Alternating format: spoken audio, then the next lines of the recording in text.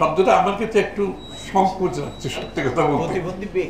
প্রতিবন্ধী ব্যক্তি এবং প্রতিবন্ধী ব্যক্তি বলতেও আমার কাছে একটা সংকোচ লাগছে। আমার কাছে কেন জানি মনে হচ্ছে এইটা কোথায় যেন একটা গলদ আছে এটাতে। কারণ প্রতিবন্ধী আমাদের এই যেমন আরেকটা শব্দ আমরা সবসময় এখন পরিহার করতে চাই, সেটা হচ্ছে সংখ্যা লঘু সম্প্রদায়। হ্যাঁ, আমি কিন্তু শব্দটা ব্যবহার করি না বা আমাদের দলও বিশ্বাস করে না। সংখ্যা লঘু বলে কিছু নাই, সবাই বাংলাদেশের নাগরিক যদি হয়ে থাকে তাহলে সংখ্যালঘু শব্দটা আসতো থেকে।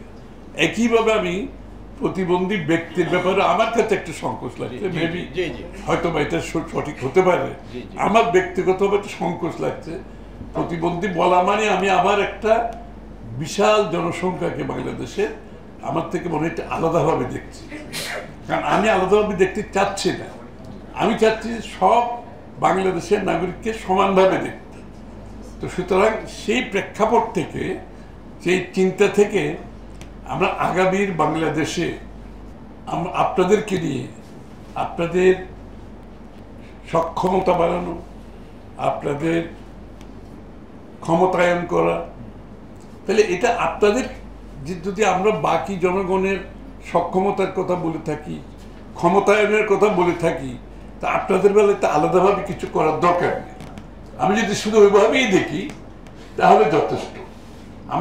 আমার এই মন মানসিকতা যদি থাকে যে সক্ষমতা আমি যেরকম সবাইকে দেখি, আপনাদেরকে সক্ষমতা আমার ওইভাবে বাড়াতে হবে, যার যেটা প্রয়োজন। ওই সক্ষমতা বাড়ানোর জন্য রাষ্ট্রের যা দায়িত্ব, রাষ্ট্রকে সেটা পালন করতে হবে।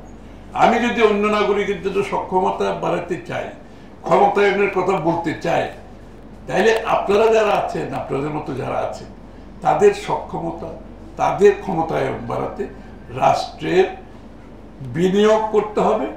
শুধু আর্থিকভাবে না, নৈতিকভাবে, মানসিকভাবে, রাজনৈতিকভাবে, মানবিক দিক থেকে আমাকে সেই বিনিয়োগ করতে হবে। বিনিয়োগ খালি আর্থিক হয় না, এটা বলে ইনভেস্টেড, ইংরেজিতে বলে we must be invested all, সব কিছুতে আমার নিজেকে বিনিয়োগ করতে হবে। তো সুতরাং আমরা সেই জন্য বুঝতে আসছি, শিখতে আসছি আপনাদের কাছ থেকে। আমরা অনেক কিছু জেনেছি আজকে, এবং একটা কথা আমরা পরিষ্কারভাবে বলতে চাই, বাংলাদেশের বিএনপির রাজনীতিটা হচ্ছে যে উন্নয়নের রাজনীতি বললে তো ভুল হবে, এটার সাথে আমরা উৎপাদনের রাজনীতি বলি।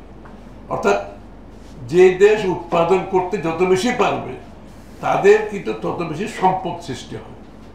আর সম্পদ সৃষ্টি হলে সম্পদ বন্টন করা যাবে, সম্পদ সৃষ্টি না হলে তো বন্টন করার কিছু নাই। এবং সম্পদ সৃষ্টি করতে হলে বাংলাদেশের প্রত্যেকটি নাগরিককে আমাকে সম্পৃক্ত করতে হবে, তাকে ক্ষমতায়ন করতে হবে, তার দক্ষতা বাড়াতে হবে। সকলের দক্ষতা ক্ষমতায়নের মাধ্যমে যে উৎপাদন হবে, যে সম্পদ সৃষ্টি হবে, সেটা ভাগ করতে অনেক সুযোগ আছে। এবং সেই সম্পদটা যখন অনেক বড় হয়ে যায়, সকলের ভাগে কিছু না কিছু পড়ে।